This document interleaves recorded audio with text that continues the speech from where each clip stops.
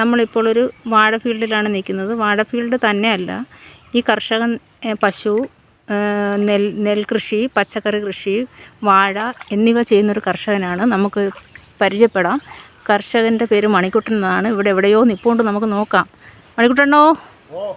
ദാണ്ട് ആൾ കർഷകനുണ്ട്. നമുക്കവരെ പരിചയപ്പെടാം. എന്ത് വാഴയുടെ ഏത് വെറൈറ്റിയാന്ന് പറയണം. നമ്മളെ സാധാരണ ഏത്തവാഴയാണ്. അത് 100 മൂട് വാഴ ഇവിടെ കൃഷി ചെയ്തിട്ടുണ്ട്. രണ്ടാം ഘട്ടമായിട്ടല്ല അവിടെ ഒരു 150 മൂട് വാഴ വേറെ കൃഷി ചെയ്തിട്ടുണ്ട്. 2 സൈഡിലായിട്ടാണ് കൃഷി ചെയ്തേക്കുന്നത്.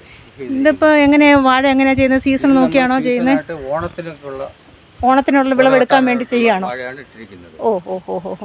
അപ്പോൾ പിന്നെ ആ സമയത്ത് തന്നെ നമ്മൾ പച്ചക്കറി കൃഷികൾ കമ്പ് കാണുന്നുണ്ടോ? ഇടയ്ക്ക് പച്ചക്കറി കൃഷികൾ ചെയ്തുകൊണ്ടിരുന്ന ഇടയ്ക്ക് പച്ചക്കറി കൃഷി ഉണ്ടായിരുന്നു.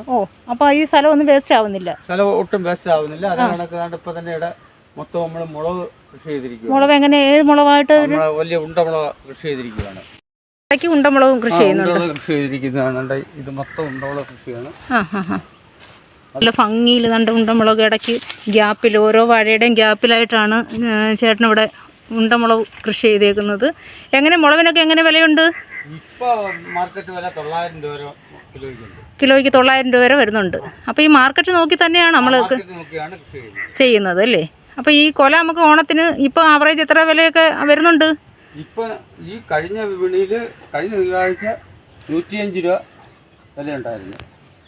നമുക്ക് മുണ്ടോളമാണ് ഉള്ള മുളകുകൾ ഇപ്പോൾ പറിച്ചു കൊടുത്തതേ ഉള്ളൂ. ഈ ഇന്ന് വിപണി ഉണ്ടായിരുന്ന വിപണിയിൽ കൊണ്ടുപോയിട്ട് വന്നതാണ്. അപ്പോൾ 950 രൂപ ഇന്നത്തെ വിപണിയിൽ ഒരു കിലോയിൽ കിട്ടിയല്ലേ? അപ്പോൾ ഇടയ്ക്ക് ഈ വാഴയുടെ ഇടയ്ക്ക് ആ ഗ്യാപ്പ് ഫില്ല് ചെയ്യുന്നത് കൊണ്ട് ആദ്യം നിന്നുള്ള വരുമാനം കിട്ടും.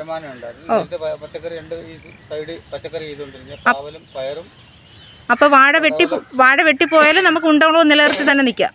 ഉണ്ടമുളക് നിലനിർത്തി തന്നെ പോവാം. ഈ ബീൻസ് ഇട്ടിട്ടുണ്ട്, പിടിച്ചു തുടങ്ങിയിട്ടില്ല. 6 മൂട് ബീൻസ് ഞാൻ നട്ടുപിടിച്ച് നല്ല രീതിയിൽ പടർന്നു കിടക്കുക. അതുകൊണ്ട് 5 കിലോ മോളിൽ ബീൻസ് ഞാൻ കൊടുത്തിട്ടുണ്ട്. അണ്ണാ, ഇങ്ങനെ നമുക്ക് ഇങ്ങനെ പന്തലിടാതെ ഇങ്ങനെ നിട്ടിയാലും ഇതിൽ നിന്ന് കാ കിട്ടുന്നുണ്ടോ? പന്തലിടാന്ന് പറഞ്ഞാൽ എല്ലാം നമ്മൾ മുക്കെണ്ണം കുത്തിയിട്ട് പന്തൽ കെട്ടിയിരിക്കുകയാണ്. വള്ളി കെട്ടി പടർത്തിയിരിക്കുക. അപ്പോൾ അതിനകത്ത് പടർന്നുള്ളൂ. അപ്പോൾ ഇന്ന് 5 കിലോയ്ക്കും വേണ്ടി വിൽക്കാൻ കിട്ടി.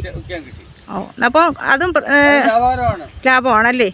വലിയ ഒരു ഏത്തവാഴ കൃഷി തന്നെ ഇടയ്ക്കിടയ്ക്ക് ഇതെല്ലാം ചെയ്യുമ്പോൾ എല്ലാ കൃഷിയും ഇടവേള കൃഷി ഉണ്ടായതിൻ്റെ പേരിൽ നഷ്ടത്തിൽ അവസാനിക്കുന്നില്ല. നമുക്ക് വേണ്ട അതാണ്. അതുപോലെ തന്നെ നമുക്ക് ഈ ചൊരയ്ക്ക ഇവിടെ നല്ലൊരു വിളവ് നമുക്കിവിടെ കിട്ടിയത് വിപണിയിലായിരുന്നു നമ്മൾ കൊടുത്തോണ്ടിരുന്നത്. അതിന്റെ കുറച്ച് ഭാഗങ്ങളാണ് കിടക്കുന്നത്. ഈ നെല്ലും ചെയ്യുന്നുണ്ടല്ലോ, നെൽകൃഷി അതിന്റെ കൂടെ തന്നെ നോക്കാം. അപ്പോൾ വയൽ വരുന്ന സമയത്ത് വാഴയും നെല്ലും എല്ലാം നമുക്ക് നോക്കാൻ പറ്റുന്നുണ്ട്.